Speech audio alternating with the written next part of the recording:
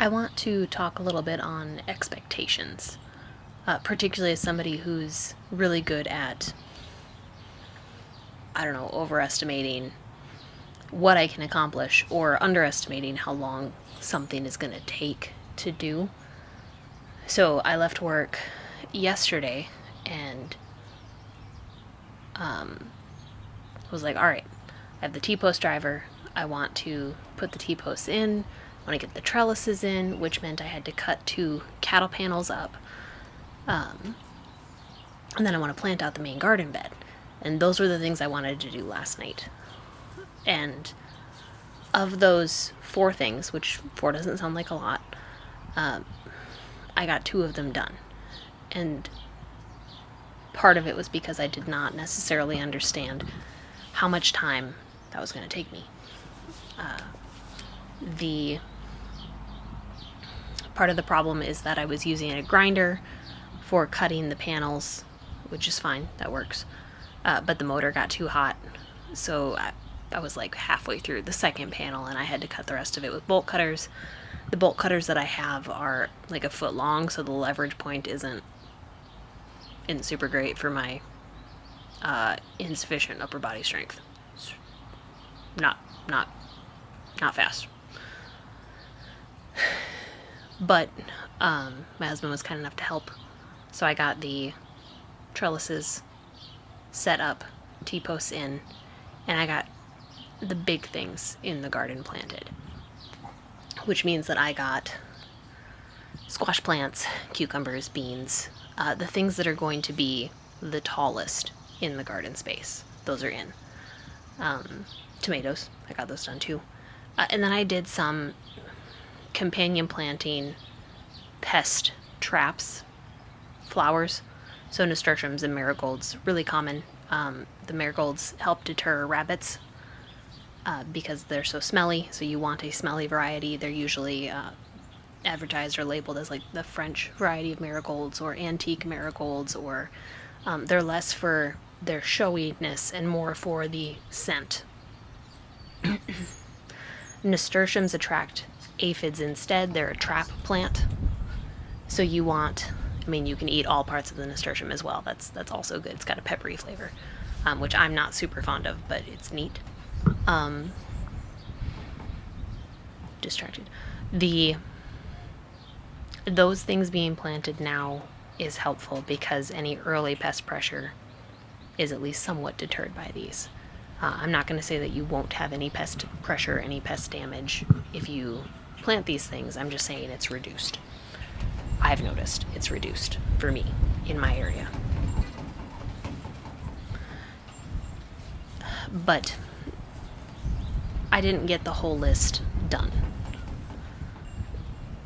It's really important for you to understand that it's a marathon and not a sprint. You have to pace yourself. For me, this weekend is Mother's Day weekend. When I work part-time at the greenhouse, it's a really busy time, which is great. It's nice. And it means that it's going to be a busy weekend for me. I will work my normal job tomorrow, and then I'll go to the greenhouse and work there, and then I'll work at the greenhouse both days on the weekend. And I love it there. It's awesome. But those are tasks that take physical energy. And so when I get home, I'm probably not going to get any actual tasks done. If I do, awesome. But today I noticed that like my body's tired. My back's kind of sore. It's kind of nice weather. It rained last night, which was awesome. Or it rained this morning, which was also good. I'm also firmly convinced that because we didn't get rain in the forecast last weekend when we were supposed to, I started my sprinkler because I didn't have faith in the forecast this time. And then it rained. So Murphy's Law is like that. I started the sprinkler, then it rained. It's okay, it rained. So tonight I'll probably putter around in the garden, put some things out, but I'm not trying to make sure that I get everything on a list done. I'm trying to enjoy my time in the garden. I am I'm putting a lot of things in. I have a lot of garden space. Prior to putting in the greenhouse, I had 300 square feet of garden space. I also roughed in that potato bed. So I'd have to do new math on what that looks like. But it's a lot, and it's a lot for just me to maintain. But it's a hobby I like. I like this hobby. It's awesome. But what it means is I need to remember that in order to continue enjoying the hobby, I need to continue to feel well enough to do so. And sometimes that means that you just take some time to rest and enjoy the space you've made. I'm in the greenhouse now looking at the tomatoes that I need to prune and twirl in the twine some more, and I need to water in here. I've opened the doors for that cross breeze to come through, so it's not just this heavy, moist room. Not having airflow means I could have some fungal problems on the plants themselves. So having that cross breeze not only helps maintain the humidity levels and thus the health of my plants, it also helps keep the plants strong, because if they don't have any resistance to grow against, they'll have really weak stems. But seeing all of these tasks is not tiring for me. These are things that I can sit and have my hands busy and my mind's doing something else. I often play music and just rock out while I am playing with plants, and I'm having a great night. There's something really rejuvenating about being able to have your hands in the soil and seeing the things that you put in make progress. I remember putting these tomato plants in, and they were maybe 4 inches above the ground, and they've easily doubled, maybe tripled in size for some of those. I'm looking at this German pink, and it's absolutely tripled in size. Seeing the chive blossoms is still really satisfying. Last night, John the toad was trying to escape the greenhouse, and Big Dog decided that he looked really interesting. I don't think he was going to eat him, but he was sniffing him, and John the toad did not. He wasn't interested in that. So he hopped back into the greenhouse where he was safe. I have the doors open again, so maybe John is ready to move on, which will make me sad, but he gets to pick where he wants to live. I suppose he can always come back to his mansion at some point, but maybe it's not today. So yeah, I wanted to take a minute to tell you, particularly if you're starting, that not every day has to be a day that you get absolutely everything on your list done. That's a really, really fast way to reach burnout and not enjoy any part of this process. It's really important to set aside time and set realistic expectations, first of all. And then if you don't meet those, it's okay. This isn't a work deadline you missed. There's a lot more leeway to this hobby than you have in most other places of your life.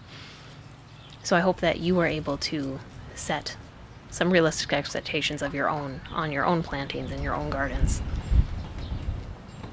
and that you are able to also set aside time to rest and find enjoyment in what you're doing and what you've created.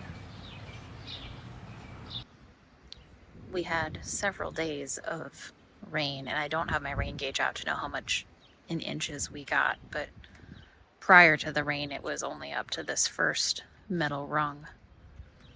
So I was at 200 gallons? No, liters. Yeah, I was at 200 liters, and now I'm up to 600 liters, or over 150 gallons. We'll be getting our siding redone, so I'm gonna actually have to move this to a different container in order to keep using it so they can do the siding by the house. So yeah, another project added to the list. The comfrey is coming up underneath the birdhouses there. My honeyberry bushes are a little raggedy, but greening up right there. Has-caps are another name for those. They're supposed to be a good blueberry alternative because blueberries are finicky. Yeah, rest of the main garden survived the rain. So these are potatoes that had sprouted in my storage, as well as those over there. But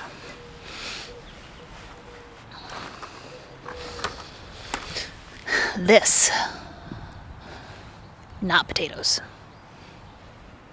So I'm definitely gonna have some weeding to do over here because it's all the way through.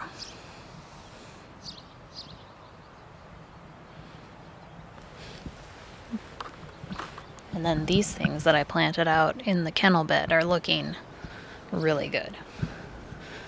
They're acclimating pretty well. I was a little worried about how tiny these guys are with the birds. This is a weed. Don't want that. But so far so good.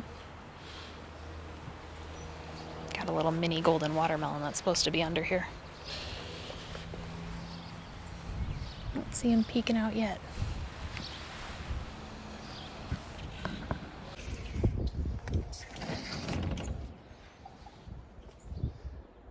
I haven't seen John the Toad for a couple days. I'm a little worried about him. I left the door cracked in case he wanted out too, so maybe he escaped and is living his best life elsewhere. Aren't these beautiful? They were a nice little surprise.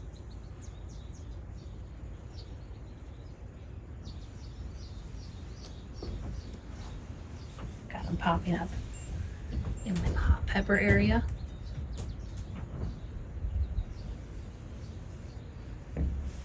The other morning I was in here and I trimmed up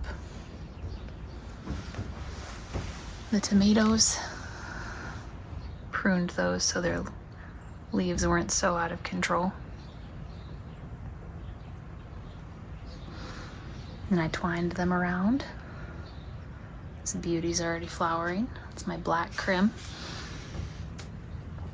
And these cucamelons are starting to climb as well. So I'm gonna train these up the tomatoes. You can see another one over there. And I'm hoping then, if that works, I can get 2 crops out of 1 space. These German pinks are also going a little gangbusters.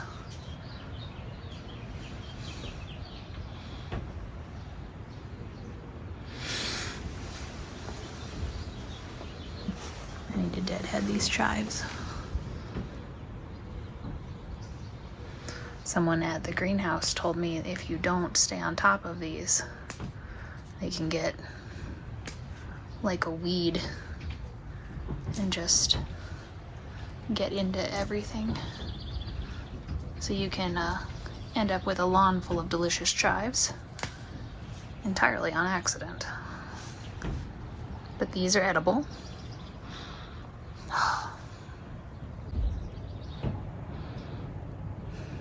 And they smell like chives. So I could use these in cooking and get a nice little onion-like flavor. Probably toss it with some eggs. That would be really good. And then my oregano in here is looking pretty good. Here's the oregano. Sweet peppers, lettuces, carrots. Keeping an eye on these to see if I get any root development. That's a weed. Little clover looking thing. You don't belong there.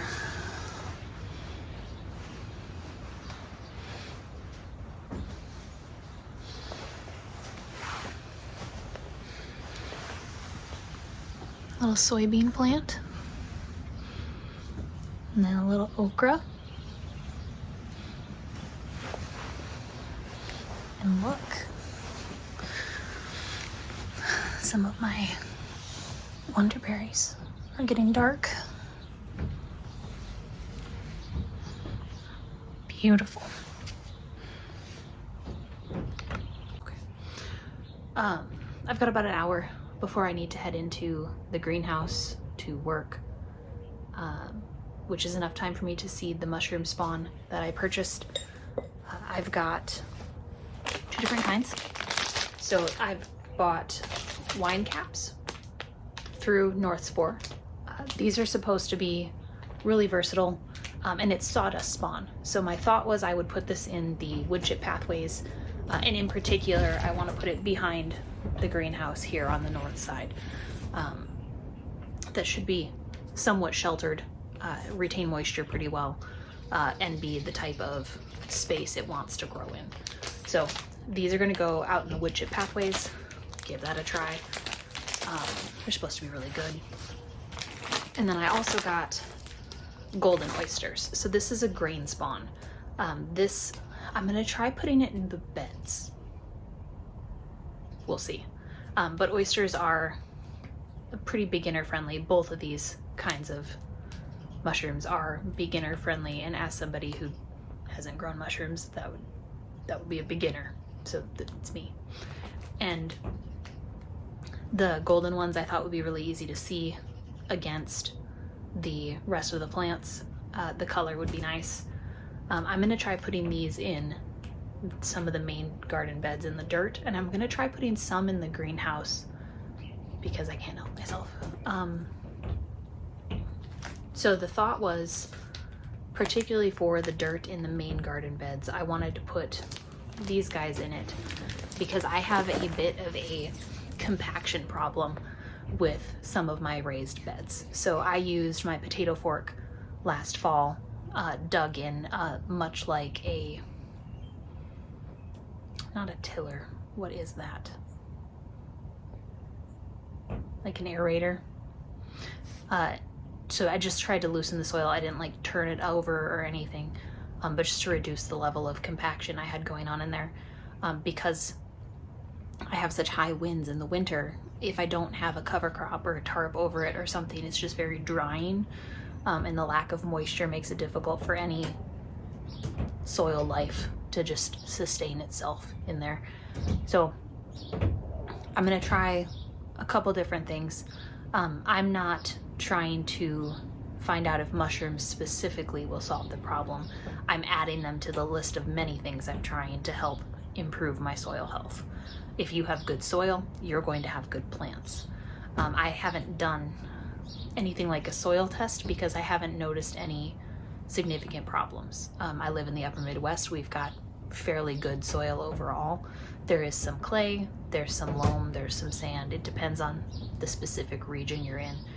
But I don't have a lot of pooling water, so it's not overly clay, and I don't lose water too quickly, so it's not overly sand. So my method of knowing what soil type I have is really just through observation. You're certainly welcome to do any method that you find makes sense for you.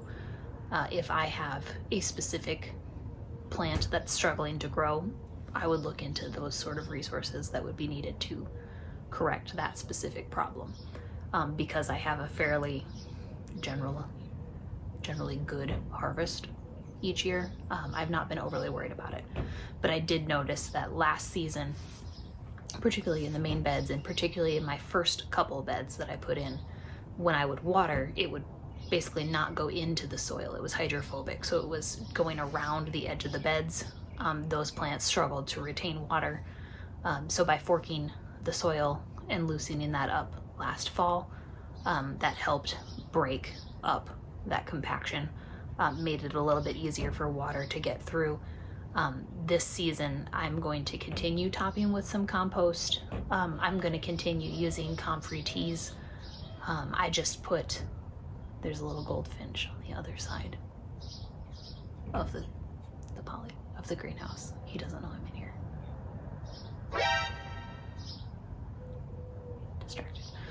I'm going to continue using comfrey teas, general rotting down of greenery into water, adding that to my watering cans, and just using that as feeding the soil. I try not to use any of the chemical fertilizers outside in my main garden beds because that can inhibit the soil life. My friends like John the Toad would not appreciate absorbing the chemicals through his skin. And if I want other ecosystems like that to flourish and have amphibious friends come and eat bugs that I don't want, I need to create a hospitable environment for them. So I'm going to take you outside. We are going to do the wine cap mushrooms first, mostly because if those carry over into the beds, they'll be fine. The wine caps in particular are supposed to be really versatile and easily adaptable to different environments. I'm going to start him back behind here, and then we'll put the golden oysters out in the main garden beds.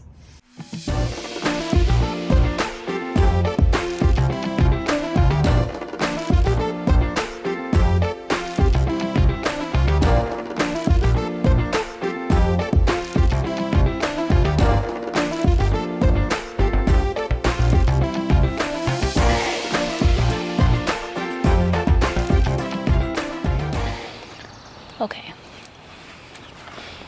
so I worked the grain spawn into the soil a little bit, kind of like you scratch a dog.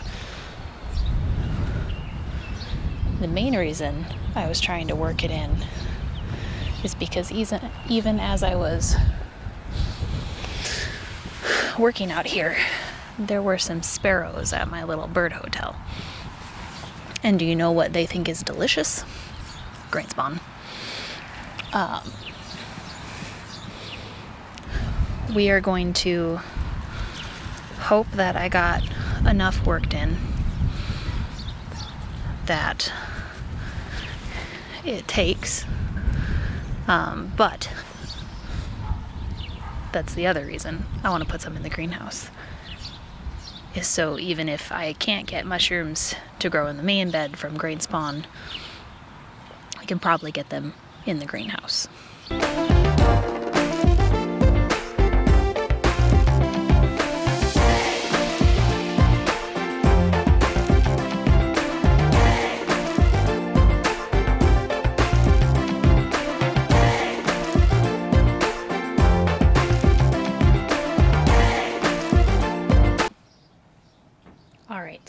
I got the grain spawn in the garden beds in the greenhouse. I watered those in, and I'm about to state something which should be really obvious, but it's been raining the past few days outside. The greenhouse has not been watered because it's been mostly closed. It's retained a lot of moisture in the soil, so it wasn't bone dry. But as I was scritching the grain spawn into the top bit of the soil, I noticed that it could use some moisture.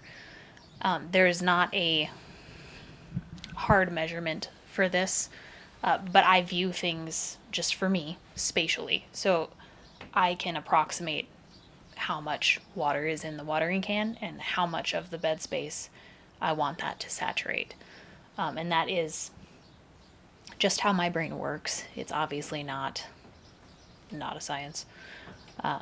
But being able to feel the soil gives you a good estimate for how dry or moist that is. And adding a little bit of moisture here is going to be good because it's so moist outside. Any air that does get in is not really going to be leaching the moisture from the soil. So just topping that off was really helpful. And having it in here is sort of hedging my bets for if it does or doesn't take outside. I enjoy listening to the sparrows, but they're probably going to want to eat some of that because it's probably bird dessert. And it's early spring, so their food supply is questionable. This was the last thing I had on my chalkboard list in the house to do for like planned bigger projects. I have other tasks that need to be done, but those were the higher priority items And by being able to put just a few up there, it leaves it as a more accessible thing for me to accomplish. Knowing there were only 4 tasks means I had 4 things that I had to prioritize. Anything else on that list wasn't as big of a priority, and it'll go to next week's list. So, but I'm done with gardening tasks for today because of the rain. I'm not worried about the wine cap mushrooms losing moisture outside, nor the oyster mushrooms I put in the garden bed. So those will be fine while I go to work today. And I'll probably do more gardening tomorrow night. I see some radishes that are starting to bolt in the midst of my hot peppers, which is fine. I mostly had the greens there for ground coverage, to have something in the soil, and I can eat the greens. And I think this week I'll be able to have a small salad. It looks like several of the outer leaves of the lettuce are ready to go. Between those and the chive blossoms, I'm feeling pretty good about today. See that pretty baby? Don't know if you see him. He's right there. Him and his friends are the ones that are going to want to eat the green spawn. But I really like listening to them talk to each other while I have my coffee. So I think the risk is worth it because I really like the sparrows.